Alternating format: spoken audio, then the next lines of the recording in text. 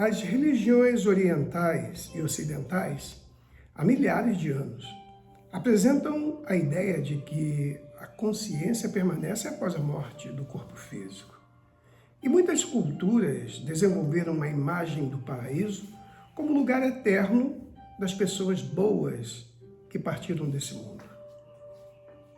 Os gregos antigos, por exemplo, disseminavam o ensino que a libertação da matéria era a salvação do homem e que os campos elíseos eram um local de descanso para os espíritos considerados puros.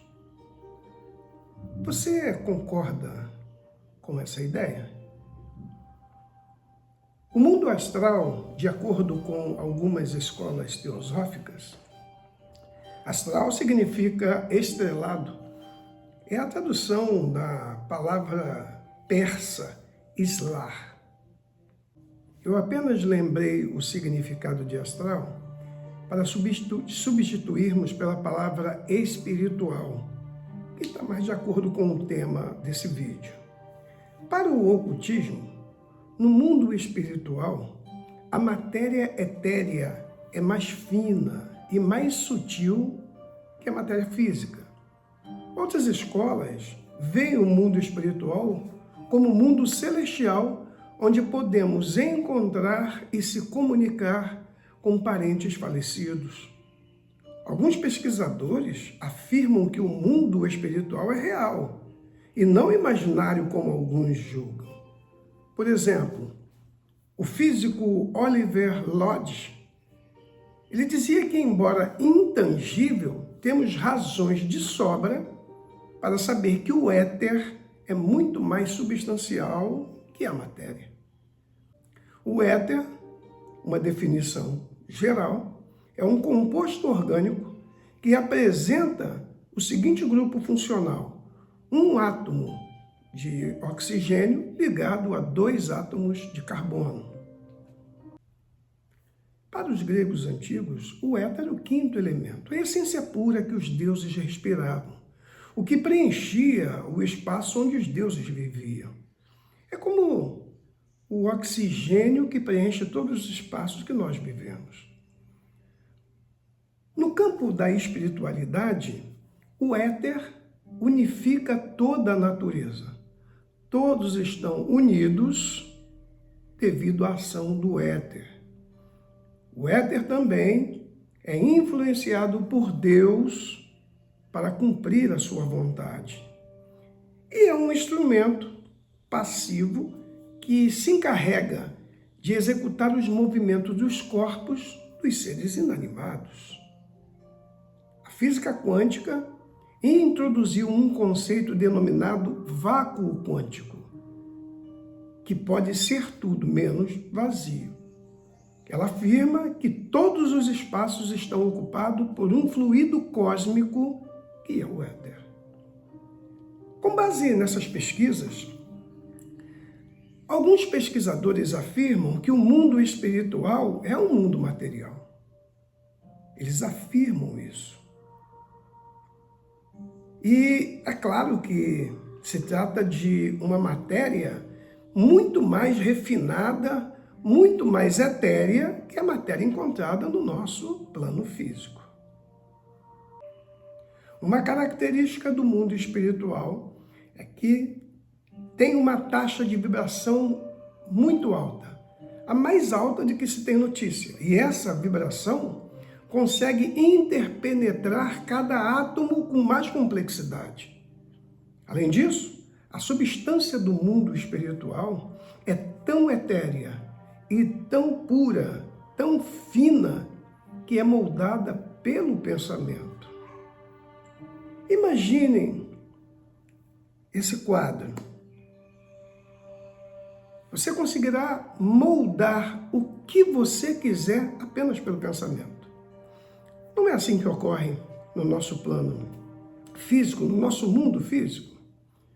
Por exemplo, eu me lembro que quando eu era criança, os meninos da minha idade, nós nos juntávamos e arrumávamos aquelas latas de leite ninho, aquelas latinhas, vazia, procurávamos nos lugares, encontrávamos, guardava aquelas latas, e depois nós colocávamos a tampa, fazia um furo no centro da tampa e no fundo, passava um arame por dentro, amarrava nas extremidades um barbante comprido, botávamos a areia dentro da lata e saía arrastando na rua como se fosse um carrinho. Quanto mais lata tivesse, mais potente era o carro. Nós brincávamos desse jeito. Então percebam, nós juntávamos a matéria e, de acordo com o nosso pensamento e com a nossa vontade, moldávamos uma realidade que era aquele brinquedo.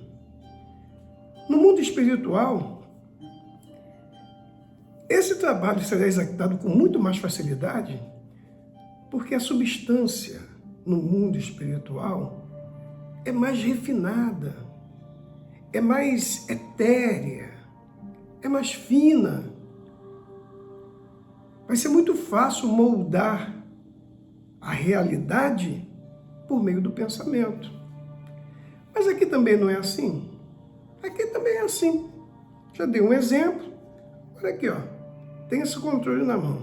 Antes desse controle existir em realidade, ele existiu no pensamento de alguém, na vontade de alguém, que executou por meio da matéria e fez o controle. No mundo espiritual, isso vai ser feito com mais facilidade. Só para ter uma ideia de como é esse mundo espiritual. Quando nós estamos sonhando, o mundo físico não existe para nós. Nós nos desligamos do mundo físico.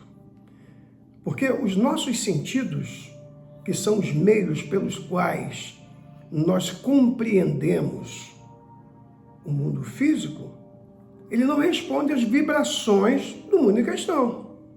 Está dormindo. Não é verdade? Contudo, o mundo físico continua existindo. Nós só vamos ter noção, compreensão do mundo físico quando acordarmos, ou se rolarmos muito na cama, levarmos um tombo, aí vamos perceber o mundo físico. Mas se ficarmos sonhando, no momento em que estamos desligados, ele não existe para nós. Mas em realidade ele está lá. O humano que não tem conhecimento ou interesse pelo mundo espiritual, a explicação possível, não estou querendo dizer que é exatamente isso, mas uma explicação possível é que a consciência desse humano não evoluiu ao ponto de responder às vibrações do mundo espiritual. O mundo espiritual tem uma taxa de vibração muito alta. Não corresponde, não responde a essa vibração. A sua vibração só vai responder às condições da sua própria consciência. Contudo, o mundo espiritual é tão real e existente quanto o mundo físico quando estamos sonhando o inconsciente dele. Ele continua existindo.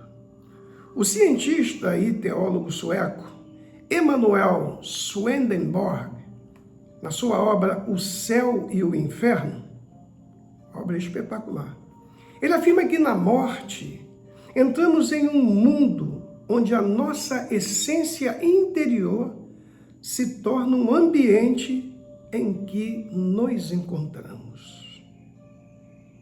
Sabe o que isso quer dizer? Alguém pergunta para você: quem é você? O que você responde? Eu sou o fulano ou a fulana de tal. É essa a sua resposta? Você não é o fulano de tal. O fulano de tal é apenas um nome que te deram. Um nome que você carrega para que você seja identificado no mundo físico. Mas você pode dizer: mas eu tenho um cadastro, eu tenho um registro, eu tenho uma identidade que tem um número, eu tenho um cadastro no meu CPF que tem um número. São apenas números. Você não é esses números. Você não é esse nome. O autoconhecimento elimina muitos porquês. E nessa obra do cientista Emanuel Swedenborg, ele diz que quando entramos nesse mundo espiritual, o que nós somos no interior, aqui dentro, se torna um lugar, um ambiente em que nós nos encontramos. A nossa origem, o que somos, para onde vamos. E segundo Swedenborg, o que vemos no mundo espiritual responde ao que pensamos. Lá as pessoas têm corpos, têm casas, vivem em comunidades, têm vistas belíssimas de paisagens, assim como aqui. Tem plantas, animais, familiares. E que se uma pessoa ela acredita em Deus e o tem no seu coração, ele diz que essa pessoa já se encontra no céu.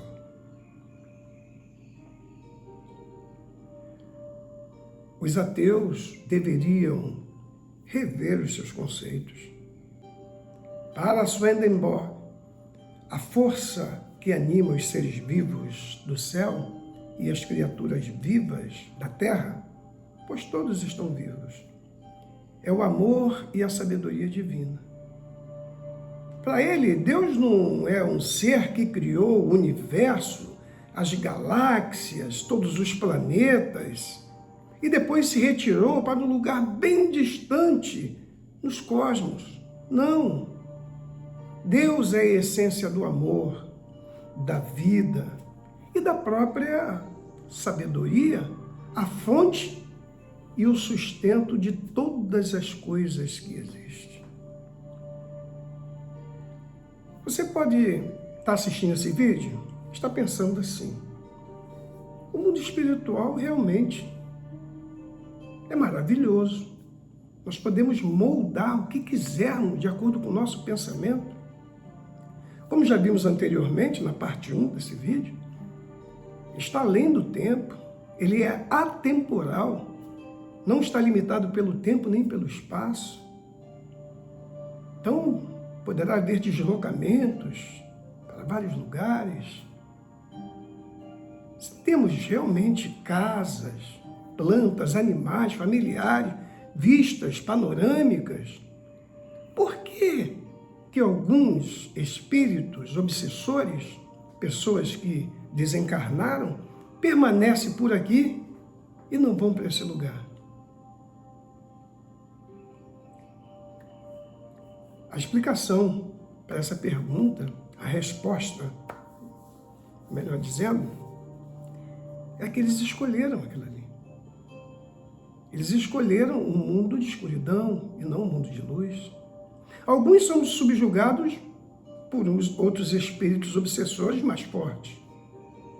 Outros não adquiriram a realidade do que é aquilo. Alguns não querem ajuda, porque se um desses espíritos desencarnados, que está vivendo dentro dessa biosfera, não saiu da biosfera, ele quer ajuda e pedir ajuda, ele será atendido.